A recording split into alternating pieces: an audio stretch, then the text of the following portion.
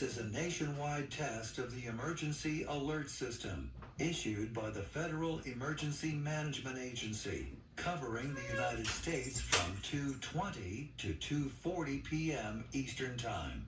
This is only a test. No action is required by the public.